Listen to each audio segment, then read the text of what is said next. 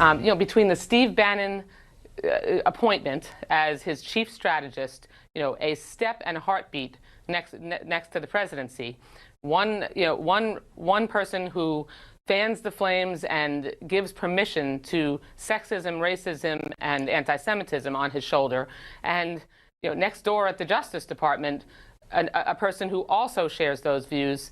It's really getting more and more disturbing and clear that Donald Trump is not trying to bring the country together with the moves he's making right out of the gate.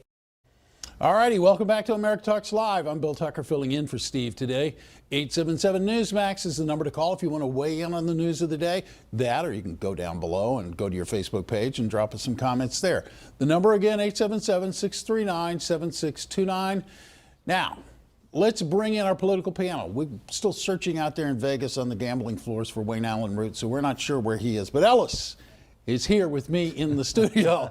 He is a safe bet. Always a safe bet. Ellis is a safe. I can see him, so we're okay. Ellis is a columnist for Newsday. He is a radio and TV commentator, frequent guest here on Newsmax. Ellis, great to see you. Good to see you, man. Let's kick it off with what Miss Schultz has to say here.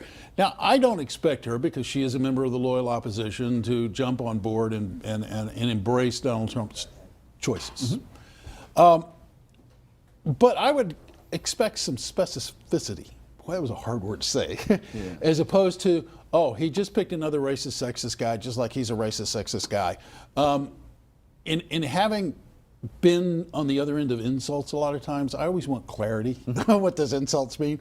Let's start with Sessions as a pick for Attorney General. Here's what I say. I have no doubt that Debbie Wasserman Schultz could come up with a long bill of particulars. Right? I mean, this guy's had a long career on the conservative end of the Republican Party in Alabama.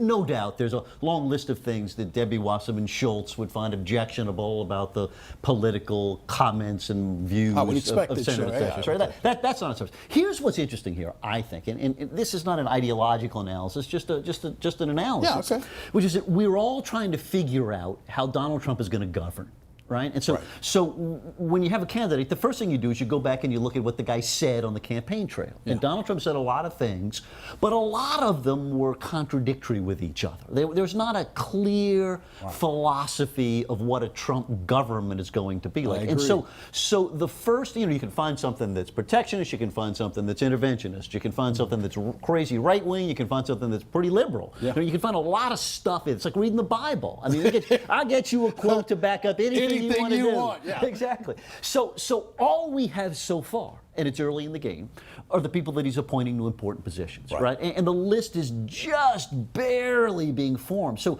it's natural, Bill, that people across the political spectrum are looking at those choices, those concrete choices, and saying, what does this tell us about this guy? And to me, that's what's fascinating right now. We're starting to get clues. We don't know the final answer, but we're starting to get some clues. Well, now we know, because it's been confirmed by Reuters, that Sessions is going to be his nomination for Attorney AG. General. Big, huge, important job. The entire justice system and much of the immigration issue falls under his domain. Exactly. He has been opposed to immigration reform in the past. He's the most anti-immigrant person in the United States Senate. And interestingly, not just opposed to illegal immigration, pretty much opposed to legal immigration. For instance, he's been a strong opponent of these visa programs that bring in educated computer people, advanced degrees. You and I actually could end up getting in a long conversation about that, because you and I have known each other long enough. You know that I used to do a lot of reporting on H-1B visas and the abuse of H-1B visas. We could have a long, just on that alone. I'm not even judging the decision right now, but I'm just pointing out that that's one area, right? I mean, another of these guest worker programs. So they bring in mostly agricultural, low-skilled workers to fill jobs that employers have trouble finding Americans for. And so there's a legal process. So I would just point out that Senator Sessions' views on immigration, as we know them so far, are not only opposition to illegal, staunch 100% opposition to illegal immigration, but also opposition to legal immigration. Well, okay. And that would be an interesting conversation to have, because I would put to you, and it's for a longer conversation, there are reasons why you might be opposed to these various worker programs in terms of American workers that they put out of work. Maybe So we probably disagree on that, but it's an interesting topic. Over the time, I think we would find a lot of grounds for agreement. But that's fair criticism of Sessions. I don't even mean it as I'm just trying to define the guy. No, that's fine. What about Mike Pompeo? I know less about him. I mean, I remember him from the Benghazi investigations, and he was. So for those who don't know, the head of CIA, the appointment there would be Congressman Mike Pompeo to run the CIA. Right. He seems to have a great resume, right? He's a West Point guy, top in his class there. I mean, he's not a dummy. No. I would say that he has been on the, very staunch anti-Clinton side of that stuff. But that's not a particularly surprising appointment. I mean, I wouldn't expect him to appoint some, ardent Democrat for that role. I don't know who we would find necessarily. I mean, I could help him with that, by the way. You could? Who would you recommend, Ellis? We're playing games there. This is the guy.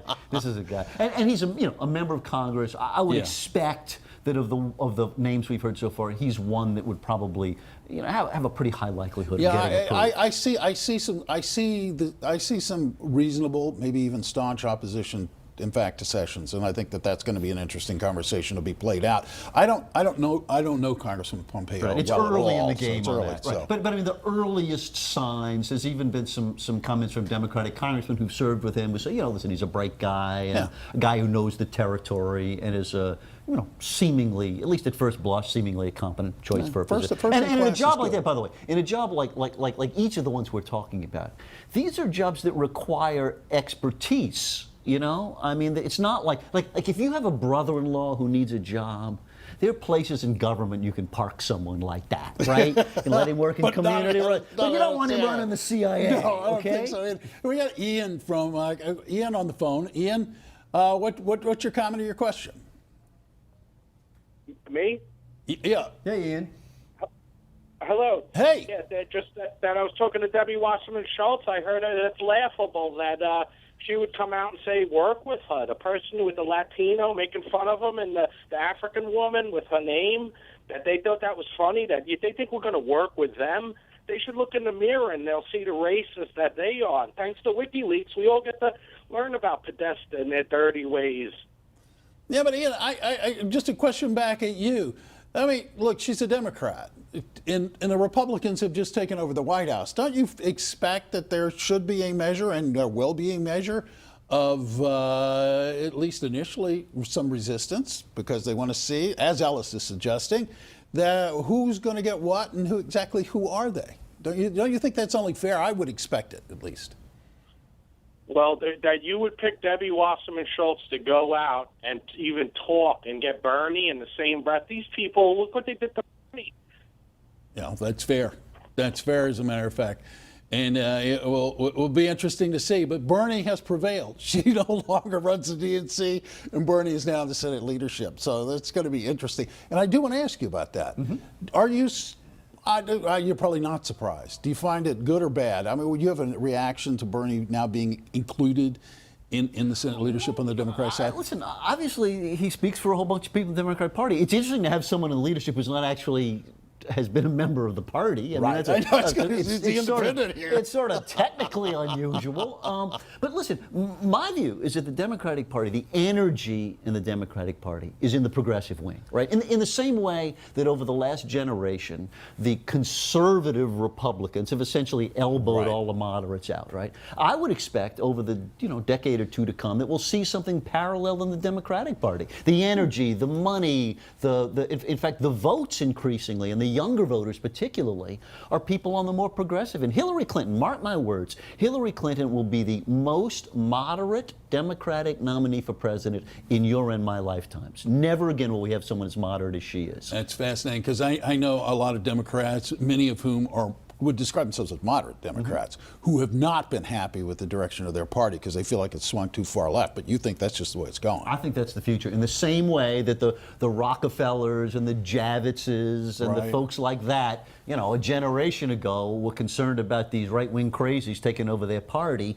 you'll hear a same parallel thing going on in the opposite direction in the Democratic Party. We only have a minute left. As a matter of fact, General Flynn, some concerns about his ties to Russia. Does that raise flags for you? Yeah. I mean, I don't want a paid Russian agent sitting running American foreign policy. I mean, I think there's a lot of reasons. In fact, it surprises me that more of some Republicans have been blowing a whistle on that, saying that I mean, Senator McCain obviously is someone who has some thoughts on that issue.